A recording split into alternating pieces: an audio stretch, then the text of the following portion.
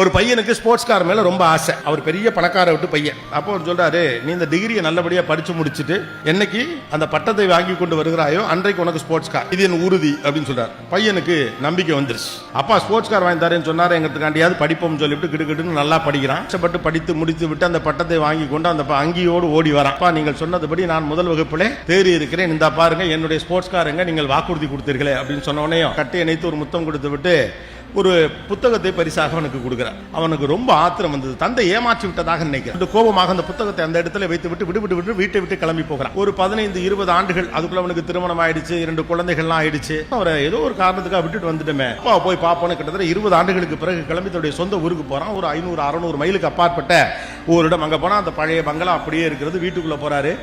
அவர் சிறு வயதில் இருந்த போது சிறு வயது பிள்ளைகளாக அங்க வேலை பார்த்த சில பேர் எல்லாம் பெரிய ஆளாகி அங்க இருக்கிறாங்க. அப்பாவுடைய போட்டோ இருக்காங்க. அப்பா செத்து போயிட்டார். அப்பா அவுட். ரொம்ப வருத்தமா இருக்கு. இந்த மனுஷனை விட்டுட்டோமே, ஏதோ ஒன்று ஸ்போர்ட்ஸ் கார் கிடைக்கல, திட்டிருக்கலாம், இல்லாட்டி வெயிட் பண்ணிருக்கலாம். ஒரு தந்தை இழந்து விட்டோமே, இந்த மனுஷன் நம்மளை எவ்வளவு தேடி இருப்பார்னு ரொம்ப வருத்தத்தோடு தந்தையின் படத்தில் பக்கத்தில் நின்று மனம் வெதும்பு அப்படியே பார்த்துக்கிட்டு இருக்க பக்கத்தில் அவர் கொடுத்த அந்த புத்தகம், அவன் கோவமா வச்சுட்டு போன புத்தகம் அங்கே இருக்கு.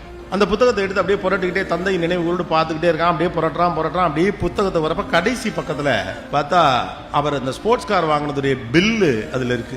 அந்த ஆளு நேரம் அதை கொடுத்து போடா போய் கார் எடுத்துட்டு வரான்னு சொல்லாம அது ஒரு புத்தகத்துக்குள்ள வச்சு கொடுத்துருக்காரு. இந்த முட்டா பையன் அவசரம் கொடுக்க கோவத்துல போட்டேன்னு புத்தகத்தை தூக்கி வீசிட்டு போயிட்டான். ஆனா கடைசி பக்கத்திலே உனக்கு வேண்டியது இருக்கிறது என்று அவர் சொல்லுவதற்கு முன்னாக ஓடி போகிறவன் தன்னைத்தானே அதிகமாக கேள்வி கேட்டுக்கொண்டு முடிவுகளுக்கு வருகிறான். கொஞ்சம் பொறுமையா இருந்தா நமக்கு தேவையானது